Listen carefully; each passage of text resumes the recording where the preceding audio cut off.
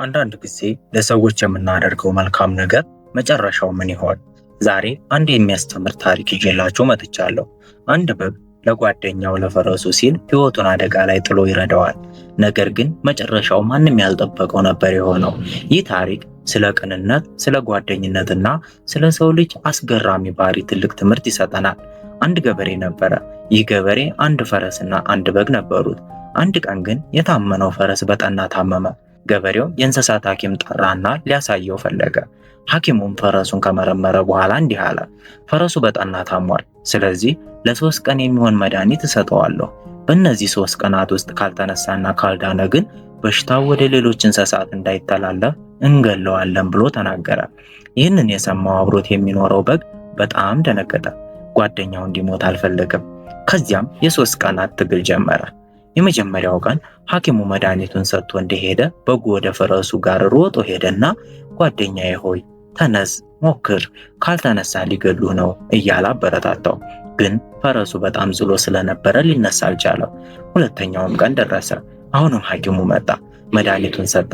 ፈረሱ ግን ምንም ለውጥ አላሳየም። ሐኪሙ ሲሄድ በጉ በድጋሚ መጣ። ዛሬ ሁለተኛ ቀንህ እኮ ነው፣ አይዞህ በርታ፣ ጥቂት ቀርቶሃል፣ ተነስ እያለ ሌሊቱን ሙሉ ሲንከባከበውና ሲያበረታታው አደረ።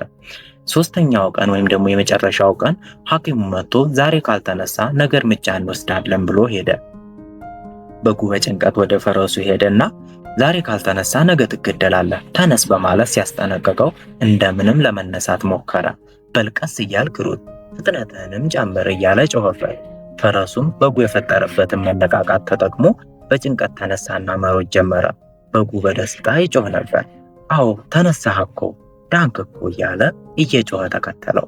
ከዛም ገበሬው ወደ በረቱ ሲመጣ ፈረሱ እየሮጠ ሲያይ በደስታ ፈነደቀ። ተአምር ነው፣ ፈረስ ሄዳንልኝ ብሎ ጮኸ። ከዚያ ለቤተሰቦቹ እንዲህ የሚል ትዕዛዝ አስተላለፈ። ይህ ትልቅ ደስታ ነው፣ ፈረሴ ስለዳነ ዛሬ ትልቅ ግብዣ ይኖረናል አለ።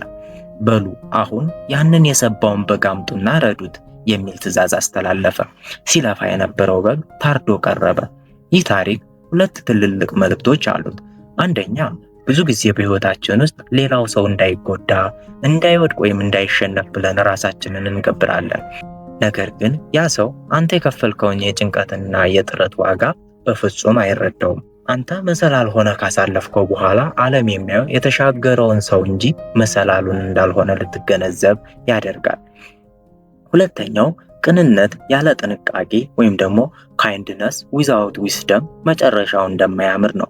በጉ በጣም ቅን ነበረ፣ ግን ጥንቃቄ የጎደለው ነበር። ፈረሱ እንዲድን ሲጥር ያ ድነት ለእሱ ምን እንደሚያመጣ አላሰበም። አንተም ለሰዎች ስትል ስትለፋ ያ ሰው አንተን ረግጦ እንዲወጣ መንገድ እያመቻቸህለት እንደሆነ አስተውል። መልካምነት ያለ ጥበብ መጨረሻው ራስን መጉዳት ነው። በጉ ባይጮህና ፈረሱ ባይድን ኖሮ ምናልባት በጉ ዛሬ በሕይወት ይኖር ነበር የሚለው ጥያቄ የሰውን ልጅ ጭካኔና የግል ጥቅም አሳዳጅነት ቁልጭ አድርጎ ያሳየናል። በሥራ ቦታ ለአንተ ስኬት መሰላል የሆኑ ሰዎችን ትረሳቸዋለህ ወይስ ስኬትህን ለማክበር እነሱን ትሰዋቸዋለህ? በቤተሰብ ውስጥስ? ብዙ ጊዜ እናቶች ወይም አባቶች ልጆቻቸውን ለማሳደግ ራሳቸውን ይሰዋሉ።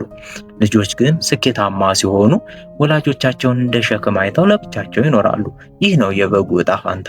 ስለዚህ አንተም 5 ነገሮችን ልትረዳ ግድ ይልሃል። የመጀመሪያው፣ ሰዎችን ስትረዳ መሰላል ሆነህ አትቅረብ የሚለውን ሐሳብ ልነግርህ እወዳለሁ።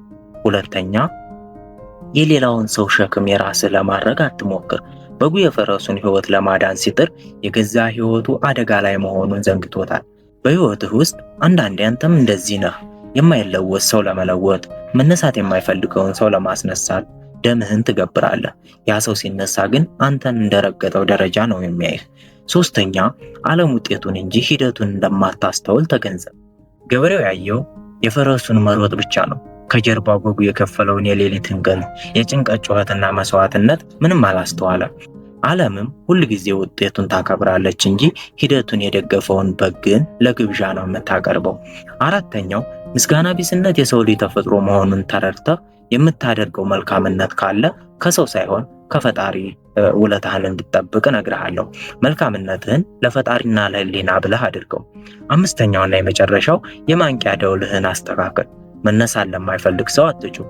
አንዳንዴ ሰዎች መታረድ ካለባቸው ዕጣ ፈንታቸው ጋር መተው የራስህን ህይወት መታደግ ነው።